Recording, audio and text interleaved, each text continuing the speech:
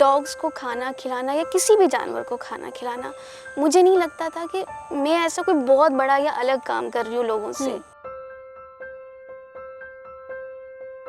लेकिन जब मैं और मेरी सिस्टर यहाँ 3 साल पहले पीएचडी के लिए आए, तो हमने देखा इंसान का रवैया जानवरों को लेकर और ज़्यादातर कुत्तों को लेकर बहुत बुरा था।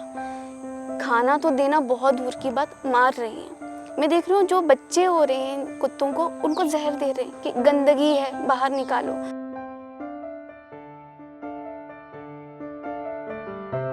कॉलोनी में हमने एक फीमेल डॉग से ही स्टार्ट किया था। नॉर्मली फीड कर रहे थे, क्या घर आया तो जानवर खाना दो। तो उसके जब बच्चे मरे, वो बहुत एग्रेसिव हो गई। तो लोगों ने अब क्या किया कि उसके बच्चे तो मारे, अब वो एग्रेसिव हुई तो वो भी गलती डॉग की है कि वो एग्रेसिव हो गई। तो एक डॉग से शुरू किया था, करते 30+ डॉग्स को तो हम रेगुलर फीड कर रहे हैं। और काफ़ी डॉग्स तो ऐसे हैं मैम, हम शायद फीड नहीं कर रहे होंगे, हमने सिर्फ सर पे हाथ ही रखा होगा तब भी हमारे साथ खड़े हैं। क्या प्यार से किसी ने सर पे हाथ तो रखा हमारे लिए। कोई ना कोई डॉग मेरा वेट कर रहा है। जब तक मैं घर नहीं जाती हूँ ना, कितने 40 डॉग्स होंगे जो मुझे हर शाम में मिलके मैं घर आती हूँ।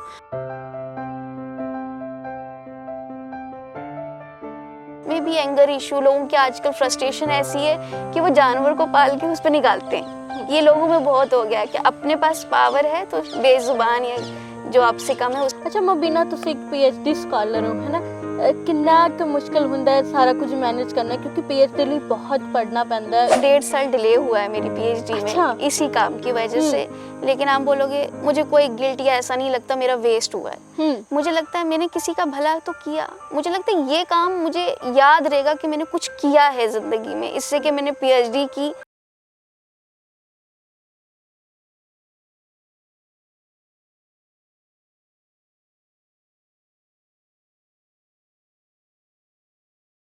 ਅੱਜ ਕੱਲ੍ਹ ਦੀ ਭੱਜ ਦੌੜ ਭਰੀ ਜ਼ਿੰਦਗੀ ਦੇ ਵਿੱਚ ਹਰ ਕੋਈ ਆਪਣੇ ਸੁਪਨੇ ਪੂਰੇ ਕਰਨ ਦੇ ਵਿੱਚ ਲੱਗਿਆ ਹੋਇਆ ਹੈ, ਪਰ ਕੁਝ ਲੋਕ ਅਜਿਹੇ ਹੁੰਦੇ ਨੇ ਜੋ ਸਿਰਫ ਜ਼ਿੰਦਗੀ ਆਪਣੇ ਲਈ ਹੀ ਨਹੀਂ ਜਿਉਂਦੇ, ਸਿਰਫ ਆਪਣੇ ਸੁਪਨੇ ਪੂਰਨ ਕਰਨ ਦੀ ਹੋੜ ਦੇ ਵਿੱਚ ਨਹੀਂ ਰਹਿੰਦੇ, ਸਗੋਂ ਦੂਸਰਿਆਂ ਲਈ ਵੀ ਆਪਣੀ ਜ਼ਿੰਦਗੀ ਜਿਉਂਦੇ ਨੇ, ਦੂਸਰਿਆਂ ਦੇ ਵੀ ਜਿਹੜੇ ਨੇ ਦੁੱਖ ਸੁੱਖ ਨੂੰ ਦੇਖਦੇ ਨੇ। ਸਤਿ ਸ਼੍ਰੀ ਅਕਾਲ, ਤੁਸੀਂ ਦੇਖ ਰਹੇ ਹੋ RPD 24 ਤੇ ਅੱਜ ਮੈਂ ਤੁਹਾਡੀ ਮੁਲਾਕਾਤ ਕਰਵਾਉਣ ਜਾ ਰਹੀ ਹਾਂ ਡਾਕਟਰ ਮੁਬੀਨਾ ਦੇ ਨਾਲ, ਜੋ ਕਿ ਇੱਕ ਅਜਿਹੀ ਸ਼ਖਸੀਅਤ ਦੇ ਮਾਲਕ ਨੇ ਜਿਨ੍ਹਾਂ ਦੇ ਵੱਲੋਂ ਆਪਣੀ ਜ਼ਿੰਦਗੀ ਦੇ ਵਿੱਚ ਆਪਣੇ ਨਾਲ ਬਹੁਤ ਸਾਰੇ ਲੋਕਾਂ ਨੂੰ ਜ਼ਿੰਦਗੀ ਦੇ ਵਿੱਚ ਜਿਹੜਾ ਉਹਨਾਂ ਦੇ ਵੱਲੋਂ ਸਾਥ ਦਿੱਤਾ ਜਾ ਰਿਹਾ ਹੈ। ਉਹਨਾਂ ਦੇ ਵੱਲੋਂ ਜਿਹੜਾ ਕਈ ਸਾਰੇ ਡੌਗਸ ਨੂੰ ਫੀਡ ਕੀਤਾ ਜਾਂਦਾ ਹੈ, ਕਈ ਸਾਰੇ ਡੌਗਸ ਨੂੰ ਰੈਸਕਿਊ ਵੀ ਉਹਨਾਂ ਦੇ ਵੱਲੋਂ ਜ਼ਰੂਰਤ ਪੈਣ 'ਤੇ ਕੀਤਾ ਗਿਆ ਹੈ। ਉਹ ਇੱਕ PhD ਸਕਾਲਰ ਨੇ, ਉਹਨਾਂ ਦੇ ਵੱਲੋਂ ਪੜ੍ਹਾਈ ਦੇ ਨਾਲ ਬਹੁਤ ਕੁਝ ਕੀਤਾ ਜਾ ਰਿਹਾ, ਅਤੇ ਕਿਵੇਂ ਉਹ ਸਾਰਾ ਕੁਝ ਮੈਨੇਜ ਕਰ ਰਹੇ ਨੇ, ਕੀ ਕੁਝ ਉਹਨਾਂ ਨੂੰ ਜ਼ਿੰਦਗੀ ਦੇ ਵਿੱਚ ਪਰੇਸ਼ਾਨੀਆਂ ਆਉਂਦੀਆਂ ਨੇ। ਮੇਰੇ ਨਾਲ ਡਾਕਟਰ ਮੁਬੀਨਾ ਮੌਜੂਦ ਹੈਗੇ ਨੇ, ਉਹਨਾਂ ਨਾਲ ਆਪਾਂ ਜ਼ਰੂਰ ਗੱਲਬਾਤ ਕਰਦੇ ਹਾਂ। हेलो मैम, सब तो पहले तो तुहाडा इस प्रोग्राम 'ਚ बहुत स्वागत है। बहुत बहुत शुक्रिया आपका जी। मैम, सब तो पहले तो मैं यही तुहाडे कोलों जानना चाहांगी कि तुसी जिस तरीके कल्ले अपने लिए ज़िंदगी नहीं जी रहे, बहुत सारे लोगों की ज़िंदगी जीण दा जरिया भी तुसी बने हुए हो, क्योंकि बहुत सारे डॉग्स नूं तुसी खासकर स्ट्रे डॉग्स नूं फीड करते हो।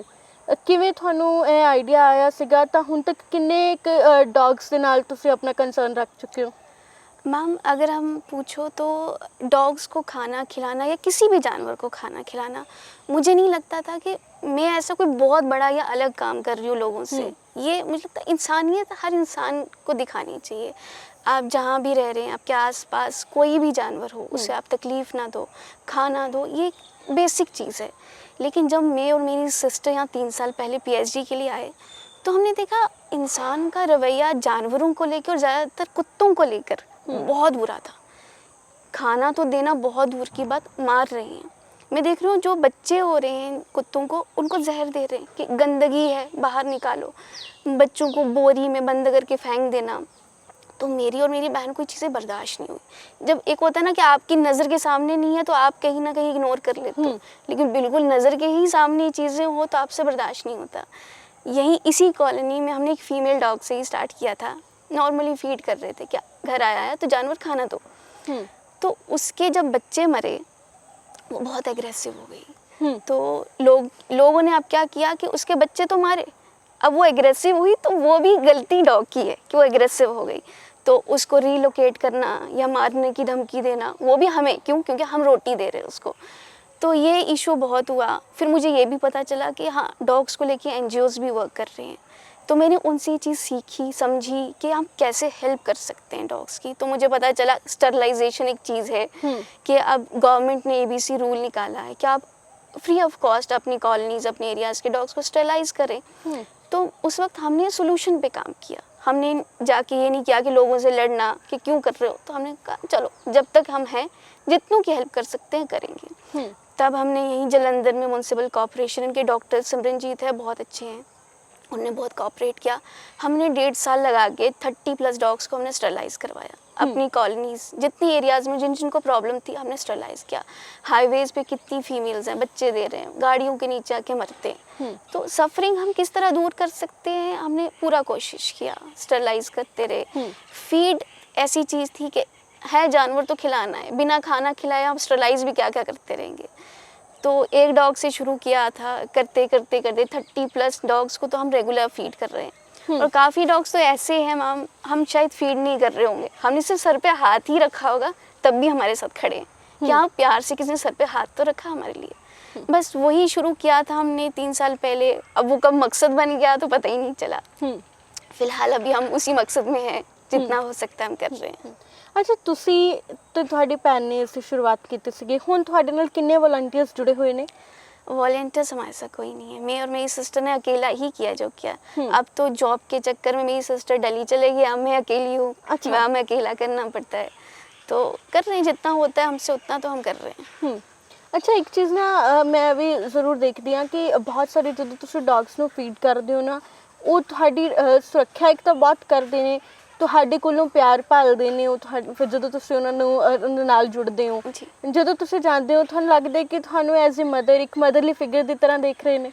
हाँ, मैं अगर ये बात आपने बहुत सही पकड़ी। मुझे लगता है कि हम जितने भी फीडर्स हैं दुनिया में, शायद यही चीज़ हमें कभी पीछे नहीं हटने देती। अभी तक हमें लगता था हम मर भी गए तो किसको फ़र्क पड़ता है। अब हर दिन ये टेंशन होती है कि घर जाएंगे, वो रोटी का वेट कर रहे होंगे, हमारा वेट कर रहे होंगे, वो वापस आएगी। अभी भी मैं गली यूनिवर्सिटी से घर तक आती हूँ, कोई ना कोई डॉग मेरा वेट कर रहा है। जब तक मैं घर नहीं जाती हूँ ना, कितने 40 डॉग्स होंगे जो मुझे हर शाम में मिलके मैं घर आती हूँ। और मुझे शायद सुकून की नींद भी आती है। क्या हाँ, मेरी वजह से सब नहीं, कुछ तो खुश है, कुछ तो पेट भर सोए हैं आज। तो वो खुशी आपको ना, मुझे लगता है आजकल जो डिप्रेशन, एंजाइटी है ना, वो चीज़ ख़त्म हो जाएगी जब आप ये चीज़ करते हो। जब आपको लगता है आप किसी को फ़ायदा दे रहे हो। जब तक हम अपने फ़ायदे का सोचते हैं ना, इंसान डिप्रेशन में, मेरा फ़ायदा मैं। लेकिन जब हम जानवर का सोचें या किसी इंसान का भी सोचें, तब हमें वो खुशी, जो सुकून होता है ना, वो हमें अपने बारे में सोच के नहीं मिलता।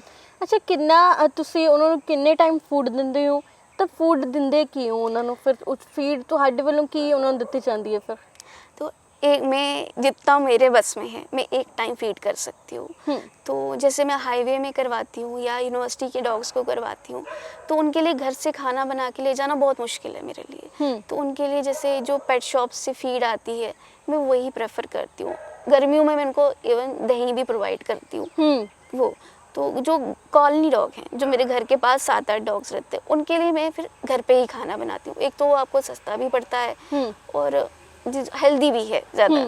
तो ऐसे ही डिवाइडेड है सारा खाना सबका।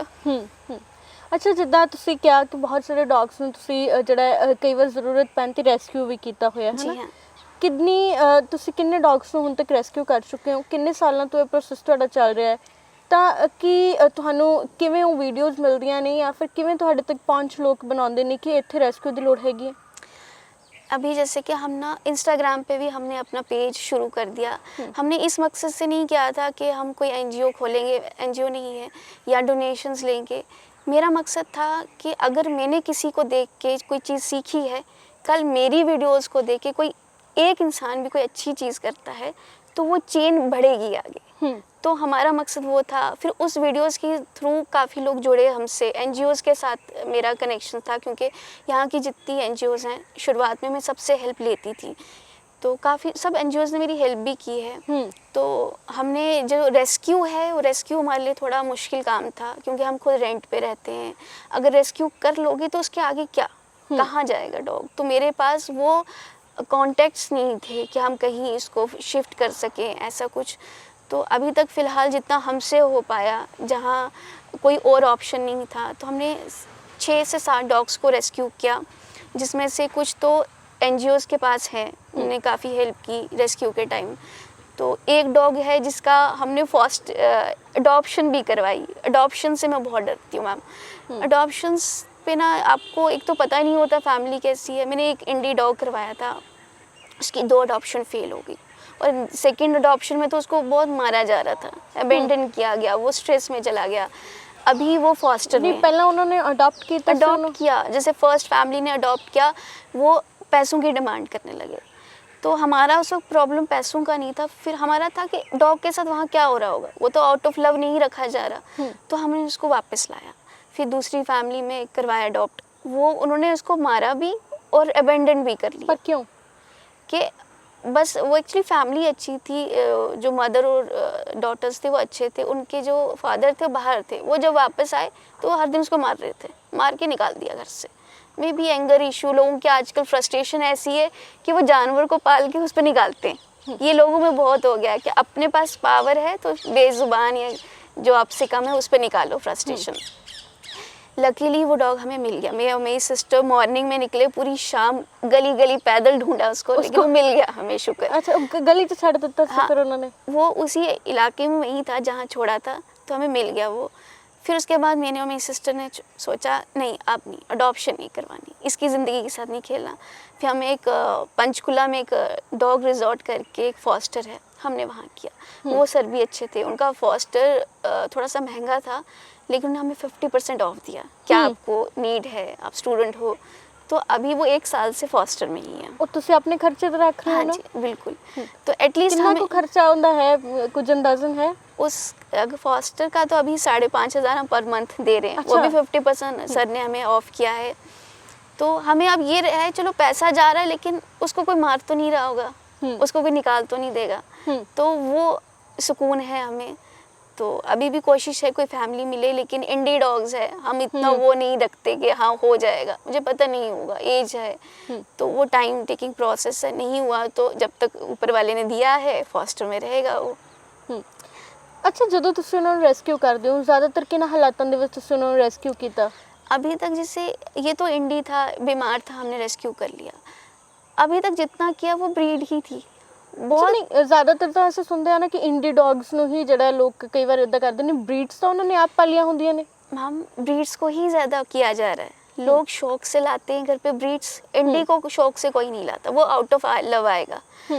ब्रीड्स को लाते हैं जब वो तंग बढ़ जाते हैं रोज़ के, वो प्यार ख़त्म हो गया, वो वीडियोस बनाना ख़त्म हो गया, जब वो बीमार रहने लगे तो अबेंडन कर दो। काफ़ी जर्मन शेफर्ड हुआ है, पिटबुल हुई है, एक तो प्रेग्नेंट पिटबुल हुई है। अच्छा, मतलब इस तरीके ਦੀਆਂ ब्रीड्स भी लोग अबेंडन कर देते हैं? ब्रीडर्स छोड़ देते हैं, जब डॉग्स बूढ़ा हो गया, बीमार हो गया, निकाल दो। तो ये ज़्यादातर ब्रीडर्स या जो लोग अपने, जब डॉग बीमार हो गया, उम्र में बढ़ गया, निकाल दो, तो उनको रेस्क्यू किया गया है। अच्छा, ਤੁਸੀਂ ਜਿਸ ਤਰੀਕੇ ਤੁਸੀਂ ਉਹਨਾਂ ਨੂੰ ਰੈਸਕਿਊ ਕਰਨ ਜਾਂਦੇ ਹੋ, ਚੈਲੰਜਸ ਵੀ ਬਹੁਤ ਆਉਂਦੇ ਹੋਣਗੇ, ਕਿਉਂਕਿ ਇੱਕ ਲੜਕੀ ਨੇ ਇਕੱਲੇ ਜਾਣਾ ਹੈ ਨਾ, ਉਹ ਜਦੋਂ ਜਾਂਦੇ ਨੇ ਕਈ ਵਾਰ ਬਹੁਤ ਸਾਰੀਆਂ ਚੀਜ਼ਾਂ ਹੋ ਜਾਂਦੀਆਂ ਨੇ, ਤਾਂ ਤੁਹਾਨੂੰ ਕੀ ਕੁਝ ਰੈਸਕਿਊ ਜਦੋਂ ਤੁਸੀਂ ਕਰਨ ਜਾਂਦੇ ਹੋ, ਕਦੇ ਉਹਨਾਂ ਦੇ ऑनर ने या कभी किसी ने मतलब कुछ चैलेंज लगा? एक्चुअली जो रेस्क्यू हमने किया ना, वो अबेंडन ही थे रास्ते में, गाड़ी से रास्ते में तो छोड़ दिया, या तो एक्सीडेंट हो गया या किसी बुरी हालत में पड़े हैं। चैलेंज सबसे बड़ा ये आता है कि डॉग आपके साथ कैसे रिएक्ट करेगा, तो वो थोड़ा सा चैलेंज होता है। कुछ थोड़े शरीफ बोल सकते हैं, शरीफ होते हैं तो आ ही जाते हैं। जैसे एक हमने जर्मन शेफर्ड किया था, उसको करना बहुत मुश्किल था, हमें 1.5 घंटा लगा उसको ऑटो में बिठाना, पकड़ना। वो बिहेवियर होता थोड़ा अग्रेसिव हो जाता है। हाँ, क्योंकि एक तो आप अननोन हो किसी के लिए, और एकदम से अबेंडन हुए, एक इंसान भी ऐसी सिचुएशन में डर जाता है, तो जानवर को तो पता ही नहीं है क्या है, तो वो चीज़ें समझनी पड़ती हैं थोड़ी सी, लेकिन कोशिश है। लेकिन मैं आपसे बोलूँ तो 3 साल पहले मुझे डॉग फोबिया था, और आज मैं डॉग्स को ऐसे पकड़ती हूँ कि कभी कभी मैं जहाँ काम कर रही हूँ, जब उनसे डॉग कोई हैंडल नहीं होता, मैडम को बुलाओ, अच्छा वो हैंडल होगा। तो वक्त के साथ चीज़ें चेंज हो जाती हैं, तो मैंने कभी सीखा नहीं, लेकिन शायद इनके प्यार ने सिखा दिया। ਅੱਛਾ, ਤੁਸੀਂ ਸਾਰਾ ਫੀਡ ਸਾਰਾ ਕੁਝ ਨਾਲ ਤੁਸੀਂ ਲੈ ਕੇ ਚੱਲਦੇ ਹੋ ਜਦੋਂ ਵੀ ਤੁਸੀਂ ਬਾਹਰ ਨਿਕਲਦੇ ਹੋ, ਹਨਾ? जी ਤਾਂ ਕਈ ਵਾਰ ਇਦਾਂ ਹੁੰਦਾ ਹੈ ਕਿ ਜਦੋਂ ਤੁਸੀਂ ਬਾਹਰ ਫੀਡ ਕਰਦੇ ਹੋ, ਬਹੁਤ ਵਾਰ ਆਲੇ ਦੁਆਲੇ ਦੀ ਲੋਕੈਲਿਟੀ ਵੀ ਹੁੰਦੀ ਹੈ ਨਾ, ਉਹ ਵੀ ਕਈ ਵਾਰ ਇਤਰਾਜ਼ ਕਰਦੀ ਹੈ। ਕਈ ਵਾਰ ਹੁੰਦਾ ਕਿ ਬੱਚੇ ਛੋਟੇ ਛੋਟੇ ਨੇ, ਉਹਨਾਂ ਨੂੰ ਪਰੇਸ਼ਾਨੀ ਆਉਂਦੀ ਹੈ ਕਿਉਂਕਿ ਕਈ ਵਾਰ ਡੌਗ ਐਗਰੈਸਿਵ ਬਿਹੇਵੀਅਰ ਕਰ ਦੇਵੇ ਤਾਂ ਬੱਚੇ ਲਈ ਖਤਰਾ ਪੈਦਾ ਹੋ ਜਾਂਦਾ ਹੈ। ਉਦੋਂ ਕਈ ਵਾਰ ਲੋਕ ਵੀ ਜਿਹੜਾ ਇਤਰਾਜ਼ ਜਤਾਉਂਦੇ ਨੇ। ਤੁਹਾਡੇ ਨਾਲ ਕਦੀ ਇਦਾਂ ਹੋਇਆ? शुरू में हुआ, लेकिन चीज़ें मेरा जैसे है ना, जब हम इन चीज़ों में आए तो मुझे लगा यहाँ लोग ना डिवाइड हुए हुए, dog lovers, dog haters. Solution पे कोई बात नहीं कर रहा एज। तो अब जैसे मैं अगर डॉग के लिए काम कर रही हूँ, इसका मतलब ये बिल्कुल नहीं है कि मुझे इंसानों से मोहब्बत नहीं है, इंसानों का अच्छा नहीं सोचना है। तो मेरी और मेरी बहन का बस यही मकसद था। अगर इंसान को प्रॉब्लम किससे है, डॉग से हो रही है, पॉपुलेशन बढ़ रही है, सोल्यूशन क्या है? स्टरलाइज कर दो, पॉपुलेशन कंट्रोल। डॉग को मारना, जहर देना सोल्यूशन नहीं था। अब फीड का है जैसे कि वो हमने हमेशा रिस्पॉन्सिबिलिटी करवाई। जैसे मैं अपनी कॉलोनी डॉग्स को हमेशा 11 बजे के बाद करवाती हूँ। मुझे बताइए इस वक्त कोई बच्चा नहीं खेल रहा, कोई बाहर नहीं होगा, और ऐसी जगह करवाया जहाँ से आना जाना कम है। कुछ रूल्स को एज ए फीडर हमें फॉलो करना पड़ता है। अगर हम बोलें कि एक बच्चा खेल रहा है, उसके सामने हम कुत्ते को खाना दोगे तो आप गलत कर रहे हो। एज ए फीडर मेरे सामने कोई फीडर करेगा, फीडर गलत है। तो वो चीज़ें हमें भी समझनी है। मैं अभी जहाँ जहाँ करवा रही हूँ, कुछ लोगों को शुरू में प्रॉब्लम थी कि मत करवाओ। जब मैंने उनके डॉग्स उनको स्टरलाइज करके दिए, उस एरिया के सब कुछ करके दिया, दे आर हैप्पी। इवन काफ़ी ਕਦੀ लोग ਤੁਹਾਡੀ ਲੜਾਈ ਹੋਈ ਇਸ ਕਿਉਂਕਿ ਬਹੁਤ ਵਾਰ ਇਦਾਂ ਹੁੰਦਾ ਕਿ ਫੀਡਰਸ ਦੇ ਨਾਲ ਨਾ ਲੋਕ ਲੜ ਵੀ ਪੈਂਦੇ ਨੇ ਕਿ ਇੱਥੇ ਨਾ ਕਰੋ ਬਹੁਤ, ਕਿਉਂਕਿ ਕਈ ਇਲਾਕਿਆਂ ਦੇ ਵਿੱਚ ਲੜਾਈਆਂ ਹੁੰਦੀਆਂ ਨੇ, ਇਸ ਗੱਲ ਨੂੰ ਲੈ ਕੇ ਇਤਰਾਜ਼ ਹੁੰਦਾ। ਤੁਹਾਨੂੰ ਕਦੀ ਇਸ ਤਰੀਕੇ ਦਾ ਫੇਸ ਕਰਨਾ ਪਿਆ? मुझे शायद इन 3 साल में हमारी 2 ही बार हुई है। एक बार शुरुआत में ही हुई थी, और वो फीडिंग का प्रॉब्लम नहीं था, वो एक डॉग ओनर का था कि वो अपने डॉग कॉलोनी में ही डॉग को, जब आप पालते हो, आपने भी डॉग रखा है तो आपकी रिस्पॉन्सिबिलिटी है कि आप डॉग को बाहर निकालोगे, विद लीश निकालोगे, घुमाओगे, घर लोगे। उन्होंने ओपन रखा है कि वो पूरे कॉलोनी में घूमे। जब दूसरे डॉग से फाइट हो रही है, दे सेड कि उनको फीड मत करवाओ, क्यों? क्योंकि तुम्हारे डॉग को घूमना है। तो वो तो गलती ऑनर की है। वो एक हमारा बार हुआ था, लेकिन उसके बाद उन्होंने भी कुछ नहीं बोला। सेकंड हुआ था, यहीं पे एक फैमिली को इशू था कि हमारे बच्चे खेलते हैं, तो आप डॉग्स को मैं फीड उस वक्त करवाती भी नहीं हूँ। तो एंड उसके बेटे ने, मतलब डॉग सो रहा है, उसके ऊपर पटाखा फेंका है। मैंने कहा आप अगर इंसान ऐसा करेगा तो इसमें डॉग की क्या गलती है? बच्चे को आप सिखाना भी तो आपका फ़र्ज़ है। अगर आप बच्चे को बोलोगे कि डॉग को डराओ, भगाओ, ये करो, उसके बाद डॉग बाइट करता है, डॉग की गलती नहीं है। डॉग बाइट केसेस हैं, मैं मानती हूँ। 10% ऐसे केसेस हैं जब ह्यूमन ने कुछ नहीं किया होगा, डॉग नहीं किया होगा, गलती है। लेकिन उसके लिए आप 90% डॉग्स को तो नहीं बोल सकते कि वो गलत है। ਪਰ ਜਿਸ ਤਰੀਕੇ ਕੇਸਿਸ ਲਗਾਤਾਰ ਵੱਧ ਰਹੇ ਨੇ, ਰੇਬੀਜ਼ ਦੇ ਲਗਾਤਾਰ ਕੇਸ ਬਹੁਤ ਵਧੇ, ਪੰਜਾਬ ਦੇ ਵਿੱਚ ਕਈ ਰਿਪੋਰਟਸ ਅਜਿਹੀਆਂ ਆਉਂਦੀਆਂ ਨੇ ਜੋ ਕਾਫੀ ਹੈਰਾਨੀਜਨਕ ਨੇ ਕਿ ਬਹੁਤ ਵਾਰ ਡੌਗ ਬਾਈਟ ਕਰ ਦਿੰਦਾ ਹੈ। ਲੋਕ ਬਹੁਤ ਪ੍ਰਭਾਵਿਤ ਉਸ ਨਾਲ ਹੋਏ ਸੀਗੇ, ਉਸ ਨੂੰ ਲੈ ਕੇ ਵੀ ਰੋਸ ਸੀਗਾ ਕਿਤੇ ਨਾ ਕਿਤੇ ਮਨਾਂ ਦੇ ਵਿੱਚ। ਹੁਣ ਜਿਸ ਤਰੀਕੇ ਸਰਕਾਰਾਂ ਰੂਲਸ ਕੱਢ ਰਹੀਆਂ ਨੇ ਕਈ ਇਲਾਕਿਆਂ ਦੇ ਵਿੱਚ, ਹੌਲੀ ਹੌਲੀ ਉਹ ਇੱਧਰ ਵੀ ਆ ਸਕਦੇ ਨੇ ਰੂਲਸ ਕਿ ਇੱਕ ਸਪੈਸੀਫਿਕ ਫੀਡਰ ਪੁਆਇੰਟ ਹੋਵੇ। ਤੁਹਾਨੂੰ ਲੱਗਦਾ ਹੈ ਕਿ ਇੱਕ ਫੀਡਿੰਗ ਪੁਆਇੰਟ ਹੋਏਗਾ, सोल्यूशन होएगा इस चीज़ का? सोल्यूशन से फीडिंग पॉइंट नहीं है। देखो, आप फीडर्स को बोलोगे आपको फीडिंग पॉइंट देते हैं, वहीं खिलाओ। खाना खिलाने से क्या होगा? अगर मैं अभी अपने कॉलोनी डॉग्स को 3 साल से खाना ही खिला रही होती फीडिंग पॉइंट पे, उनका स्टरलाइज नहीं करती, उनका वैक्सीनेशन नहीं करती, क्या उससे सोल्यूशन हो जाता? नहीं। 3 साल से यहाँ कोई बच्चा नहीं हुआ कोई डॉग का। 10 डॉग से 7 डॉग बचे। फ़र्क इससे पड़ा ना, फीडिंग से नहीं पड़ा।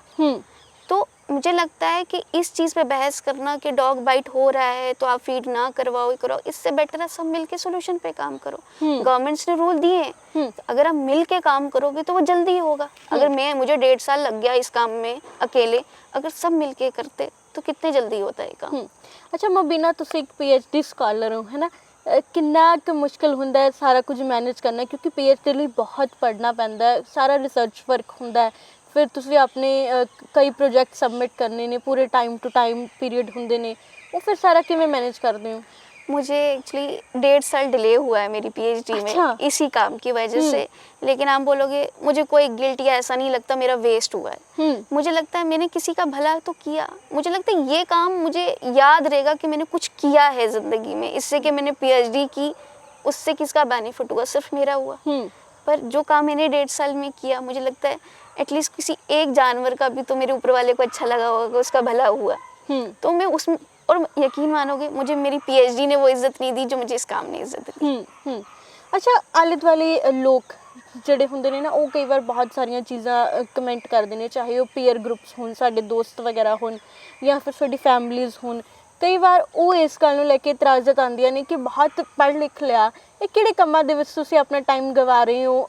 ਤੁਹਾਨੂੰ ਕਦੀ ਇਸ ਤਰੀਕੇ ਦਾ ਕੁਝ ਕਿਹਾ? मुझे ना सच बोलूँ इस बात पे बहुत हैरानगी होती है लोगों की कि एजुकेशन आप जितनी ज़्यादा लेते हो या जितनी अच्छी पोजीशन में होते हो, आप उतनी ही नीची सोच करते हो अपनी, कि मैंने इतना पढ़ लिया, मैं डॉक्टर हूँ, मैं इंजीनियर हूँ, मैं क्यों करूँ ये सब कुछ।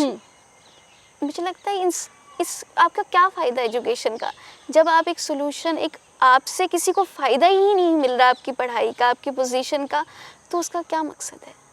आप, मुझे लगता है जितने आप पढ़े लिखे हो उतना आपको हम्बल होना चाहिए।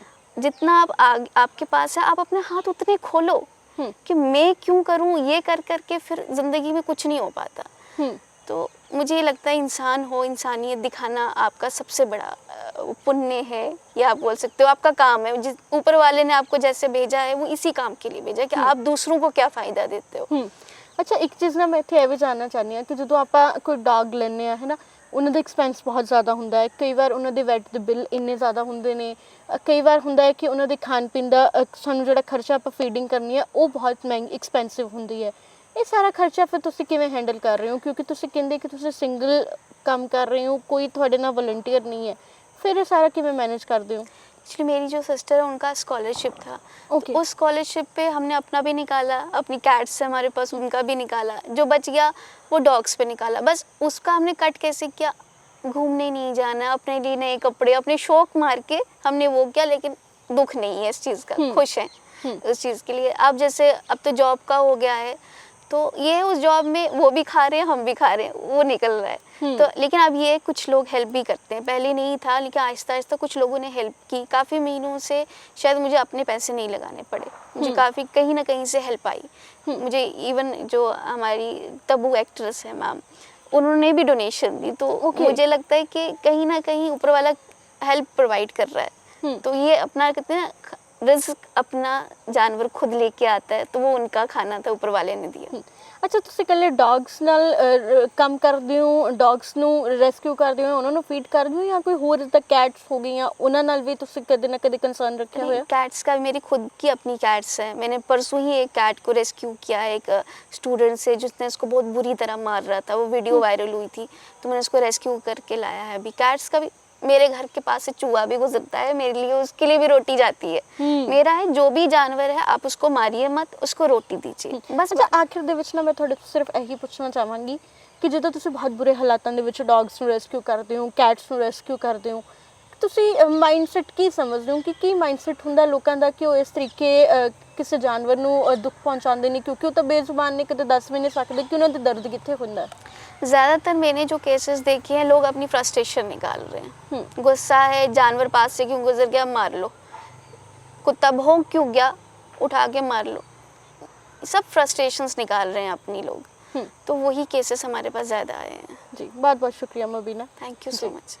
ਤਾਂ ਮੁਬੀਨਾ ਦੇ ਨਾਲ ਤੁਹਾਡੀ ਮੁਲਾਕਾਤ ਕਰਵਾਈ ਹੈ, ਜੋ ਕਿ ਕਾਫੀ ਲੰਬੇ ਸਮੇਂ ਤੋਂ ਜਿਹੜਾ ਉਹਨਾਂ ਦੇ ਵੱਲੋਂ ਰੈਸਕਿਊ ਡੌਗਸ ਨੂੰ ਕੀਤਾ ਜਾਂਦਾ ਹੈ, ਕੈਟਸ ਨੂੰ ਰੈਸਕਿਊ ਕੀਤਾ ਜਾਂਦਾ ਹੈ, ਤਾਂ ਉਹਨਾਂ ਦੇ ਵੱਲੋਂ ਜਿਹੜਾ ਕਈ ਡੌਗਸ ਨੂੰ ਫੀਡ ਵੀ ਕੀਤਾ ਜਾ ਰਿਹਾ। ਤਾਂ ਬਿਲਕੁਲ ਕਈਆਂ ਦੇ ਲਈ ਉਹ ਇੰਸਪੀਰੇਸ਼ਨ ਨੇ। ਉਹਨਾਂ ਦੇ ਵੱਲੋਂ ਜਿਸ ਤਰੀਕੇ ਆਉਣ ਵਾਲੇ ਸਮੇਂ ਦੇ ਵਿੱਚ ਜਿਸ ਤਰੀਕੇ ਬੀਤੇ ਸਮੇਂ ਦੇ ਵਿੱਚ ਜਿਸ ਤਰੀਕੇ ਪਰੇਸ਼ਾਨੀਆਂ ਚੱਲ ਰਹੀਆਂ ਸੀਗੀਆਂ ਫੀਡਰਸ ਨੂੰ ਲੈ ਕੇ ਕਿ ਇੱਕ ਥਾਂ ਦੇ ਉੱਪਰ ਫੀਡ ਕੀਤਾ ਜਾਵੇ, ਜਾਂ ਫਿਰ ਉਹਨਾਂ ਨੂੰ ਫੀਡਿੰਗ ਨੂੰ ਲੈ ਕੇ ਕਈ ਸਾਰਿਆਂ ਨੂੰ ਪ੍ਰੋਬਲਮ ਹੁੰਦੀ ਆ, ਉਸ ਦਾ ਸੋਲਿਊਸ਼ਨ ਵੀ ਉਹਨਾਂ ਦੇ ਵੱਲੋਂ ਦੱਸਿਆ ਗਿਆ ਕਿ ਕਿਸ ਤਰੀਕੇ ਤੁਸੀਂ ਡੌਗਸ ਨੂੰ ਸਟਰਲਾਈਜ਼ ਕਰਾ ਕੇ ਵੈਕਸੀਨੇਸ਼ਨ ਕਰਵਾ ਕੇ ਉਹਨਾਂ ਨੂੰ ਬਿਲਕੁਲ ਠੀਕ ਜਿਹੜਾ ਰੱਖ ਸਕਦੇ ਹੋ।